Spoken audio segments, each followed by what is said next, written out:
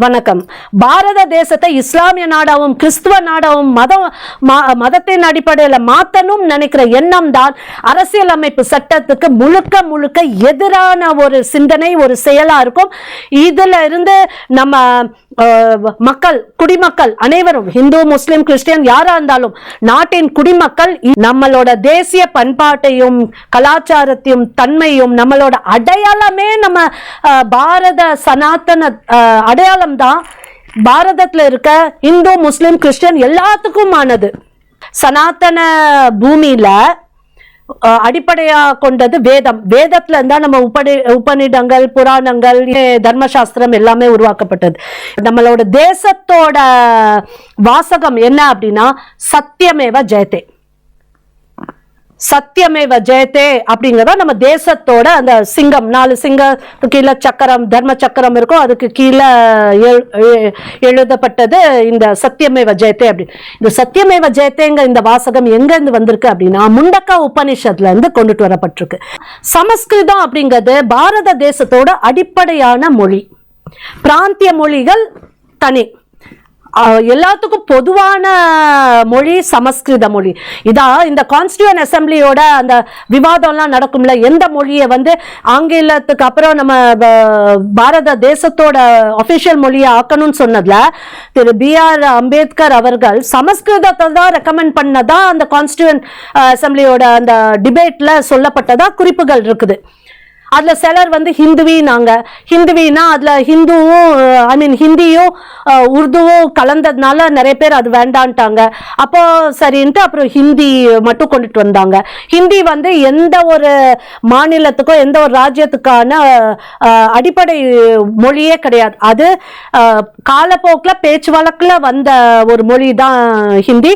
எந்த மாநிலத்துக்கும் மொழி கிடையாது. அதனால ஒரு பொது மொழியா எல்லாத்துக்கும் உள்ள மொழி இருந்தாதான் ஒரு ராஜ்யமும் சண்டைப்படும். இப்போ நம்ம பஞ்சாபியை அபிஷியல் லாங்குவேஜா போட்டா இங்க தமிழ்ல இருக்க அரசியல் பண்றவங்க என்ன சொல்லுவாங்க, பஞ்சாபி தான் பெருசா, நாங்க தமிழ் மொழி பெருசு இல்லையா அப்படின்ட்டு அந்த மொழிக்கு மொழி சண்டை வரும். அதை தவிர்க்கிறதுக்கு தான் ஒரு பொது மொழி. அந்த பொது மொழி தான் ஹிந்தியா கொண்டுட்டு வந்திருக்காங்க. ஏன்னா அது சமஸ்கிருதத்துல இருந்து ஒரு ரிஃபைன் ஆகி ஒரு பழக்கத்துல வந்தது. சமஸ்கிருதம் அப்படிங்கிறது பாரத தேசம் முழுவதிலும் இருந்த பொது மொழி சமஸ்கிருதம் தான். அப்போ இந்த சமஸ்கிருதம் தமிழ்நாட்டில் இல்லை அப்படின்னு நீங்க சொல்லுவீங்க. தமிழ்நாட்டு சின்னத்திலையும் இருக்குதுங்க. ஏன்னா நம்மளோட தமிழ்நாட்டு அரசோட அந்த வாசகமே வாய்மையே வெல்லும். அது என்னன்னா இந்த சத்தியமேவ ஜெயதே அப்படிங்க அந்த சமஸ்கிருதத்தோட தமிழ் மொழியாக்கம் தான் இந்த வாய்மையை வெல்லும். அப்போ இந்த வாய்மையை வெல்லுங்கிறது எங்கிருந்து எடுக்கப்பட்டிருக்கு அப்படின்னா முண்டக்கா உபநிஷத்துல இருந்து எடுக்கப்பட்டிருக்கு. ஸோ அதனால நம்ம தமிழகமும் அது பாரத தேசத்தை சேர்ந்ததுதான். இன்ஃபேக்ட் நம்ம தமிழக சின்னமே ஸ்ரீவல்லிபுத்தூர் ஆண்டாள் கோயிலோட கோபுரம் சின்னம். அப்போ தமிழக சின்னத்திலேயே ஆன்மீகம் இருக்கு. இது ஏன்னா இது தமிழகம் ஒரு ஆன்மீக பூமி. அப்போ அரசியலமைப்பு சட்டத்துல இருக்கிற அந்த தர்ம சக்கரம் தான் இங்கேயும் ஆளுது. அப்படிங்கதான் அந்த தர்மத்தின் அடிப்படையில தான் கோயில்களும் நம்மளுக்கு ஸ்பிரிச்சுவாலிட்டி அண்ட் தர்மா நம்மளுக்கு ஒரே இதா இருக்கு. கான்ஸ்டிடியூஷனும் அதன் அடிப்படையில தான் இருக்கு. All are in the same ring. And government of India சத்தியமேவ ஜெயதே. சுப்ரீம் கோர்ட்டோட மோட்டோ என்னன்னா யதோ தர்மஸ் ததோ ஜெயம் அப்படிங்கிற வாசகம். அது எங்கிருந்து எடுக்கப்பட்டிருக்கு அப்படின்னா மகாபாரதத்துல இருந்து எடுக்கப்பட்ட வாசகம். அதுதான் சுப்ரீம் கோர்ட்டோட மோட்டோவே. இப்போ நம்மளுக்கு டெல்லி ஹைகோர்ட் எடுத்துட்டோம்னா டெல்லி ஹைகோர்ட்டோட வாசகம் தர்மோ ரக்ஷதி ரக்ஷிதாக. அது தர்மத்தை காத்தால் தர்மம் நம்மளை காக்கும். தர்மம்னா என்னன்னா அறம். அததான் தமிழ்ல நம்ம என்ன சொல்றோம்னா அறம் காத்தால் அறம் நம்மை காக்கும் அப்படிங்கிறது. நேஷனல் ஜுடிஷியல் அகாடமின்னு இருக்குது. அதோட வாசகம் என்ன அப்படின்னா நியாயோ ரக்ஷதி தர்மதாக. அதாவது ஜஸ்டிஸ் இஸ் ப்ரொடெக்டட் த்ரூ தர்மா. உங்களுக்கு ஒரு நியாயம் வேணுமா, அந்த நியாயம் தர்மத்தின் அடிப்படையில தான் உங்களுக்கு நியாயம் காக்கப்படும் அப்படிங்கிறது. இப்போ இந்தியன் ஏர்ஃபோர்ஸ் இருக்கு. இந்தியன் ஏர்ஃபோர்ஸ் உள்ள வாசகம் என்ன அப்படின்னா நபஹ ஸ்பர்ஷம் தீப்தம் அப்படின்னா ஸ்கை இஸ் த லிமிட் அப்படிம்பாங்க. வானத்தை தொடுறது தான் எல்லை அப்படின்ட்டு. இது எங்க சொல்லப்பட்டிருக்கு அப்படின்னா பகவத்கீதையில இருந்து எடுக்கப்பட்டிருக்கு. இந்த மாதிரி பாரதத்துல உள்ள பல மாநிலங்களோட வாசகம், மாநிலத்தோட எம்பலம், டிபார்ட்மெண்ட்ஸ், கவர்மெண்ட் டிபார்ட்மெண்ட்ஸோட மோட்டோ, இது எல்லாமே பாத்தீங்கன்னா எங்கேயாவது ஒரு இடத்துல நம்ம சனாதன ஹிந்து தர்மத்தை ரிலேட்டடாவே தான் போகும். எல்லாமே இப்போ கர்நாடகாவோட சிம்பிள் எடுத்துட்டாலும் இதுக்கான ரெஃபரன்ஸ் நம்மளோட தர்ம நூல்கள்ல நமக்கு கிடைக்கும், அந்த பறவை 2 பறவைக்குள்ள அது. ஸோ அதனால இந்த சனாதன ஹிந்து தர்மம் அப்படிங்கிறது நம்ம பாரத தேசத்தோட அடிப்படையான தர்மம். இந்த அடிப்படை தர்மத்தை காக்க வேண்டிய பொறுப்பு நம்மளோட கான்ஸ்டிடியூஷனுக்கு இருக்கு. அந்த கான்ஸ்டிடியூஷனை மதிக்க வேண்டியது நம்மளோட கடமை. அப்போ நம்மளோட தேசம், தர்மம், நம்மளோட தெய்வத்துக்கு சமமா நாம நினைக்கிற ஒரு விஷயம்.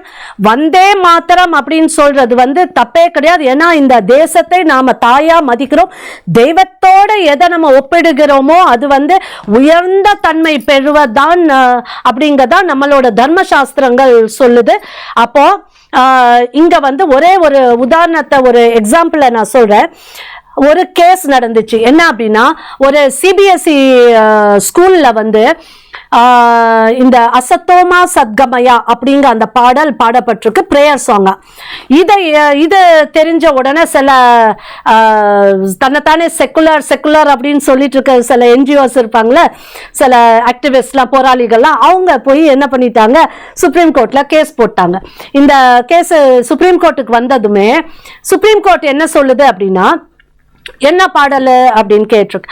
இப்போ நம்ம சாதாரணமா ஒரு லேமேன் லாங்குவேஜ்ல அதை எக்ஸ்பிளைன் பண்ணணும் டிராமாட்டிக்கா அப்படின்னா, இவங்க போறாங்க சுப்ரீம் கோர்ட்டுக்கு. இது நாடு செக்குலர் நாடு, இந்த செக்குலர் நாடுல இப்படி prayer song, Hindu prayer song எல்லாம் வச்சிருக்காங்க. அது ஒரு சிபிஎஸ்இ பள்ளிக்கூடத்துல எவ்வளோ பிற மதத்தோட குழந்தைகள்லாம் வராங்க. அப்போ இந்த prayer song it is against constitution அப்படின்ட்டு சிலர் போய் கேஸ் போடுறாங்க.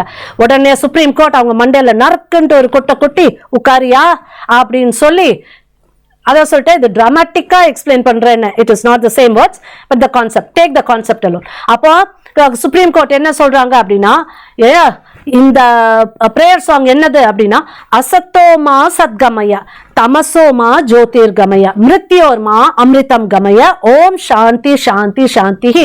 இது நம்ம பிருஹதாரண்யக உபனிஷத்துல இருந்து எடுக்கப்பட்ட 4 வரிகள். அப்போ இதோட எக்ஸ்பிளனேஷனை கேட்கிறாங்க சுப்ரீம் கோர்ட். அப்போ இதோட எக்ஸ்பிளனேஷன் என்ன வருது அப்படின்னா, அசத்தோமா சத்கமயனா take me from unreal to real, என்னைய பொய்யில இருந்து உண்மைக்கு எடுத்து செல். நெக்ஸ்ட் தமசோமா ஜோதிர்கமய, என்னைய take me from darkness or ignorance to light, என்னை இருளிலிருந்து அக்ஞானத்துல இருந்து ஒளிக்கு கொண்டு செல் அப்படிங்கிறது. மிருத்யோர்மா அமிர்தம் கமய, take me from death to immortality, என்னை மரணத்துல இருந்து அமரத்தன்மைக்கு கொண்டு செல். ஓம் சாந்தி சாந்தி சாந்தி, ஓம் let there be peace peace peace, ஓம் இங்க அமைதி அமைதி அமைதி நிலவட்டும். இப்போ இதுல உங்களுக்கு எந்த சாமி, எந்த ரிலிஜன் உங்களுக்கு தென்படுதுன்ட்டு யார் கேட்கிறா? சுப்ரீம் கோர்ட் இந்த கேஸ் போட்டவங்க மேல கேட்கிறாங்க. அப்போ இவங்களால அதுக்கு பதில் சொல்ல முடியல. அப்போ சுப்ரீம் கோர்ட் என்ன சொல்றாங்கன்னா, இது சனாதன ஹிந்து தர்ம நூல்கள்ல இருந்து எடுக்கப்பட்டாலும் இதுல எங்கேயுமே சாமி ஒரு பர்டிகுலர் ரிலிஜனை ஃபோக்கஸ் பண்ணி சொல்லப்படல, ஒரு பொதுவான ஒரு விஷயத்தை தான் சொல்லப்பட்டிருக்கு, ஒரு பொதுவான ஒரு பிரேயர். இதுல எங்கேயுமே ரிலிஜன் ரிஃப்ளெக்ட் ஆகல. அதனால நீங்க இதை தாராளமா பாடலாம். அண்ட் யாருக்கு பாட வேண்டாம்னு தோணுதோ அவங்க பாடணும்னு எந்த கட்டாயமும் இல்லை. No one is forced to sing it. ஆனா பாடுறவங்கள தடுக்க கூடாது அப்படின்ட்டு சொல்லியிருக்காங்க. இதே தான் நம்ம வந்தே மாத்திரத்துக்கும் இப்ப அப்ளை ஆகும். இப்போ ஒரு சில நபர்கள் இது வந்தே மாத்திரம்ல நம்ம சொல்ல மாட்டோம், எங்களுக்கு இதெல்லாம் உகந்தது கிடையாது அப்படின்னு சொல்றாங்க. அவங்களுக்கும் இதே தான். என்னன்னா இப்போ நமக்கு புது ஆக்ட் ரிவிஷன்ஸ் படி நம்ம தேசிய கொடிக்கும் நம்ம தேசிய கீதத்துக்கும் என்ன ஒரு மரியாதையை தாரோமோ அதே இது இந்த தேசிய கானமான வந்தே மாத்திரத்துக்கும் கொடுக்கணும் அப்படிங்கறதான். இது யாரையும் கம்பல் பண்றது கிடையாது. இப்போ ஜனகணமன கூட எல்லாரும் எஞ்சி நிக்கணும், மரியாதை தரணும், அவ்வளவுதான். எல்லாருமே பாடணும்ட்டு யாரையுமே ஃபோர்ஸ் பண்ணது கிடையாது நம்ம constitution. It gives you the freedom. ஆனா நீங்க அது மரியாதை கொடுக்கறத மரியாதை கொடுங்க.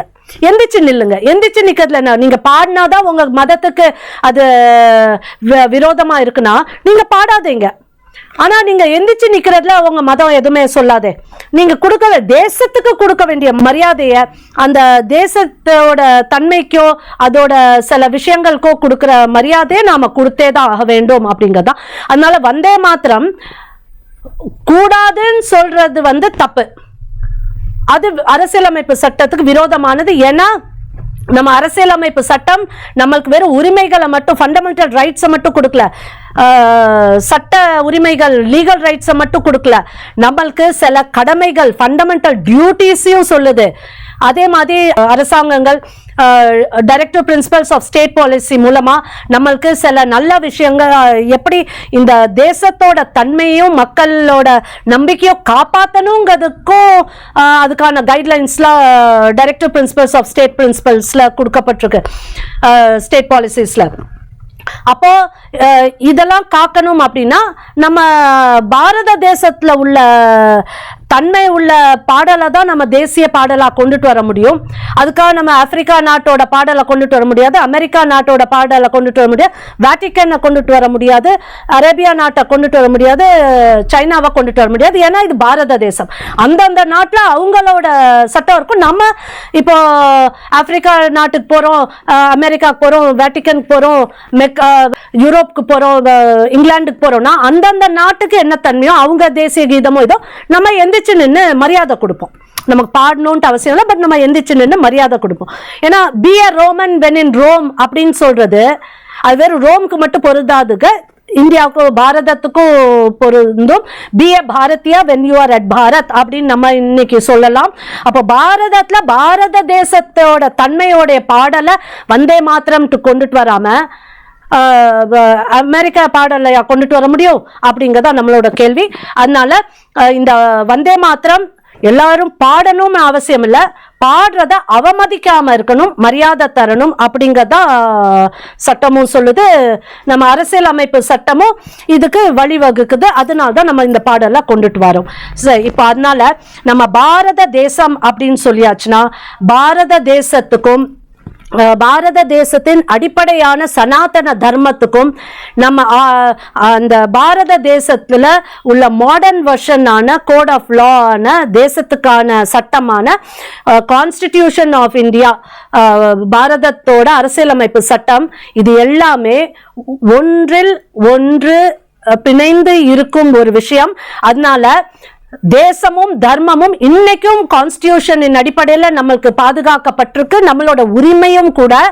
இதை எந்த ஸ்கூல் காலேஜ் இல்லாட்டி பொதுமக்களோ அரசாங்கமோ நம்மளோட ஆன்மீக சனாதன ஹிந்து ஆன்மீக வழிபாட்டை வெளிப்படுத்துதல் இல்லாட்டி இந்த தன்மைகளை நாம போற்றுவதை யாரும் தடை செய்ய முடியாது. அப்படி பண்ணாங்கன்னா அவங்க தான் அரசியலமைப்பு சட்டத்துக்கு விரோதமா போறாங்க.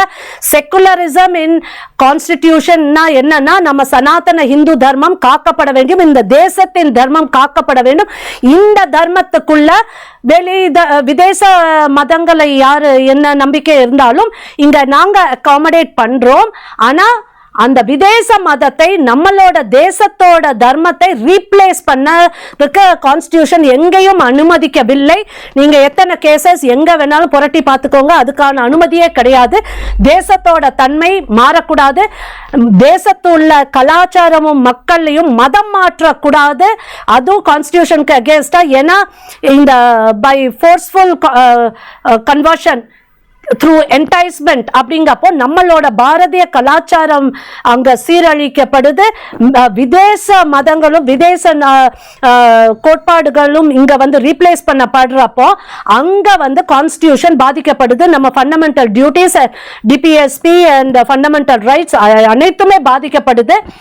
இது எல்லாத்தையும் நம்ம பார்த்தோம்னா our constitution is based on Sanatana Dharma, and the Dharma Chakra will always rule our nation Bharat. Jai Hind, Jai Bharat.